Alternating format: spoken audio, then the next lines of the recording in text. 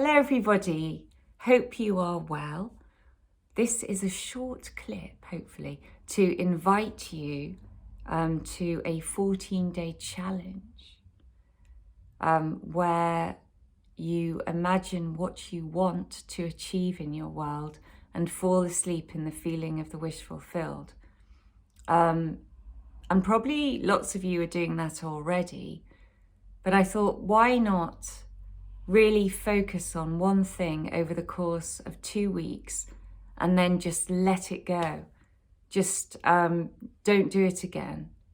Just believe with full faith that it's done and there's nothing more to do. And then just walk around in the assumption that it's done without any more imaginary scenes. And probably a lot of you do that or have done it already. I was just thinking of my own practice and how most of the time, I do not fall asleep in the feeling of the wish fulfilled. Because I think it's really difficult, actually. Not difficult to lie in bed and imagine that you're sleeping where you would be sleeping if your dream were fulfilled. And to really give it sensory vividness and just believe that you're there. But to actually fall asleep in that, I find quite difficult because my mind goes off a lot. But apparently, even if you don't fall asleep in the middle of the imaginary scene, but you have that assumption, it still works. You're still impressing the subconscious mind with the belief that you are where you want to be. In the imagination, and you will be there in objective reality if you continue to do it. And I was really thinking about this because I thought maybe I'm a bit scattered.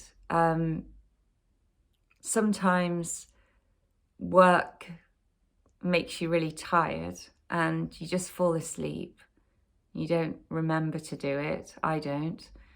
And or I can be imagining and then my mind's gone off somewhere and I'm asleep, and I don't know if I fell asleep in the middle of it, and I don't know if it's worked.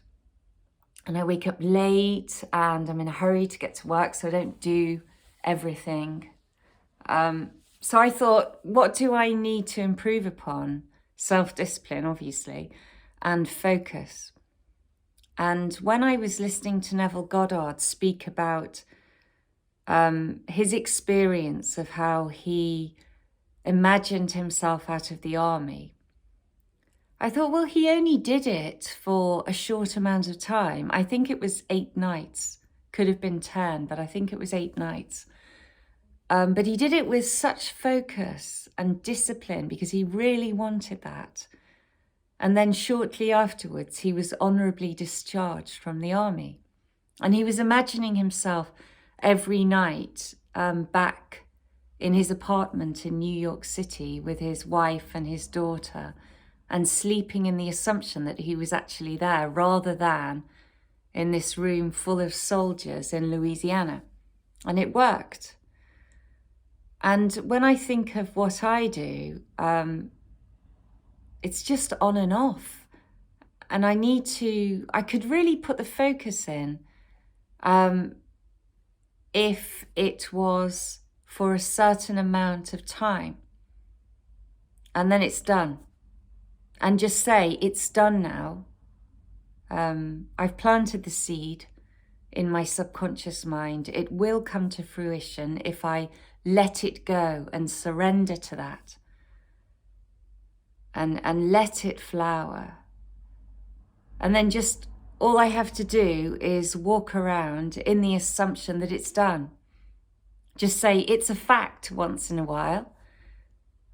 Maybe just say, I am successful at whatever, I am a millionaire. It's a fact. And that's it. But have 14 days of really good imagining of the scene, which implies that our wish, your wish and mine, whatever they are, is fulfilled. And do it morning, noon and night, and try and fall asleep in the assumption that it's done. And I thought 14 nights for me was quite good because I'm not as focused as Neville Goddard. So maybe I'll miss it a few nights. So I need a few extra just to really get that feeling imprinted on my subconscious mind. So that's what I'm going to do. And if you have already done that and you're just walking around assuming that you are the person you would be if your dream were fulfilled, good on you. Why not do something else as well? Just, it doesn't have to be something massive, but just imagine that you have something else, or you are an even more successful person. I don't know. So please join me in doing this. In case you are not familiar with Neville Goddard's work, but I'm sure most people are, all you have to do is imagine a scene that implies that you've fulfilled your dream. So you're actually in the scene, but you don't see yourself because you're interacting with somebody else, and just like you're seeing them in real life. And maybe it's a friend and they're congratulating you on your good fortune, on having achieved your dream, and you're happy. Maybe you're a bit different because of the success has changed you in some way, because you're more relaxed, you're more confident. And it should only last a few minutes, it doesn't have to last very long, just enough time to really feel that it's done, and you have the feeling that it's done, the feeling that you've accomplished what you wanted to, and then you rest in that feeling and carry it around with you if you can. Of course, if you're just doing it before you fall asleep, try and stay in that feeling, rest in it as you go off to sleep, and just assume it's done. Because Neville Goddard felt that the most powerful time to take the imaginary scene into the subconscious mind was before you went to sleep, before you were actually going into the subconscious. So that's the best time to do it. But it doesn't mean that you shouldn't also imagine at the beginning of the day and whenever else you feel you can focus. And just do that for 14 days. And then just let it go, have the feeling that it's done, and just assume it is and say it's a fact, it's done. I know I am that which I want to be. And let's try and do that. So I'm going to start tonight, and I thought this might be a good idea. Putting up the days of the week and crossing them off one by one for every night that you've imagined the scene. So I'll just show you what my bedroom wall looks like. So here I've got my main aim, and then a reminder to walk in the assumption that it's all done. And then underneath, I've just got 2 weeks worth of days. I'm going to cross off each one every day. And then when I wake up in the morning, if I feel that I did fall asleep in the middle of the imaginary scene, which I don't think is going to happen, but you never know, I'll just put a dot under that day and just see if I get any better at it. But there you go, it's a reminder. And maybe you want to just stick something up on your wall so you don't forget just going to bed. Because I need a reminder, because I've just fallen off to sleep. But if I see that, you just never know, it might make all the difference. So there you go. Hope you find that helpful. So just a little prompt there if you want to stick something up on your bedroom wall, but maybe you will remember to do it anyway. I don't know. I need it, that's all. Now I'm just going to read something from Awakened Imagination by Neville Goddard about falling asleep in the feeling of the wish fulfilled. Okay. It was in the fall of 1933 in New York City that I approached Abdullah with a problem. He asked me one simple question: what do you want? I told him that I would like to spend the winter in Barbados, but that I was broke. I literally did not have a nickel. If you will imagine yourself to be in Barbados, said he, thinking and viewing the world from that state of consciousness instead of thinking of Barbados, you will spend the winter there. You must not concern yourself with the ways and means of getting there, for the state of consciousness of already being in Barbados, if occupied by your imagination, will devise the means best suited to realize itself. Man lives by committing himself to invisible states, by fusing his imagination with what he knows to be other than himself, and in this union he experiences the results of that fusion.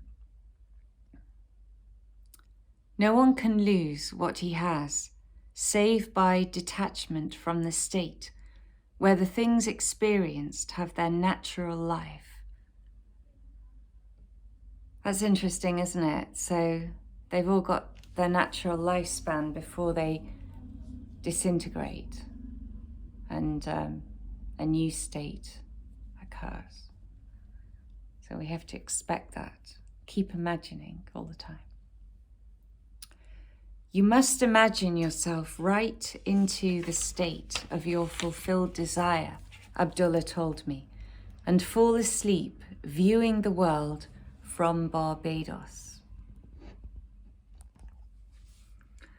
The world which we describe from observation must be as we describe it relative to ourselves. Our imagination connects us with the state desired. But we must use imagination masterfully, not as an onlooker thinking of the end, but as a partaker thinking from the end. We must actually be there in imagination. If we do this, our subjective experience will be realized objectively. This is not mere fancy, said he, but a truth you can prove by experience. His appeal to enter into the wish fulfilled was the secret of thinking from the end. Every state is already there as mere possibility as long as you think of it, but is overpoweringly real when you think from it. Thinking from the end is the way of Christ. I began right there and then fixing my thoughts beyond the limits of sense, beyond that aspect to which my present state gave being, towards the feeling of already being in Barbados and viewing the world from that standpoint. He emphasized the importance of the state from which man views the world as he falls asleep. All prophets claim that the voice of God is chiefly heard by man in dreams. And this is a piece of scripture from Job, chapter 33, verses 15 and 16. In a dream, in a vision of the night, when deep sleep falleth upon men, in slumberings upon the bed, then he openeth the ears of men, and sealeth their instruction. That night, and for several nights thereafter, I fell asleep in the assumption that I was in my Father's home in Barbados. Within a month, I received a letter from my brother saying that he had a strong desire to have the family together at Christmas and asking me to use the enclosed steamship ticket for Barbados.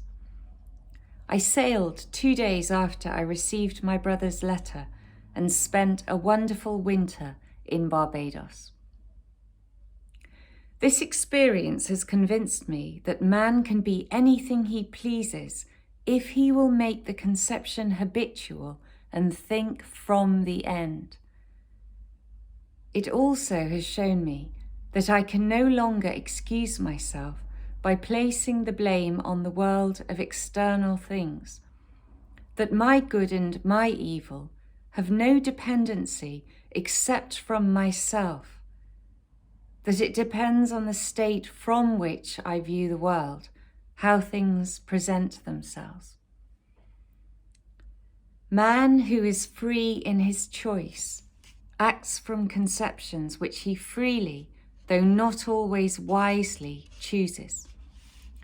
All conceivable states are awaiting our choice and occupancy, but no amount of rationalizing will of itself yield us the state of consciousness, which is the only thing worth having. The imaginative image is the only thing to seek. The ultimate purpose of imagination is to create in us the spirit of Jesus, which is continual forgiveness of sin, continual identification of man with his ideal. Only by identifying ourselves with our aim can we forgive ourselves for having missed it. All else is labour in vain. On this path, to whatever place or state we convey our imagination, to that place or state we will gravitate physically also. And so it goes on, but I will stop there. I really like all of it, obviously, but I like only by identifying ourselves with our aim can we forgive ourselves for having missed it. And I don't know if you're anything like me, but I get frustrated with myself and I wonder if I'm doing things right, and also I think I should be doing more to achieve my dream and I need to take action, and I do, but it comes from this feeling of guilt and just feeling that I'm being too lazy. And that might be true, but it's not going to help me to do it by beating myself up about it.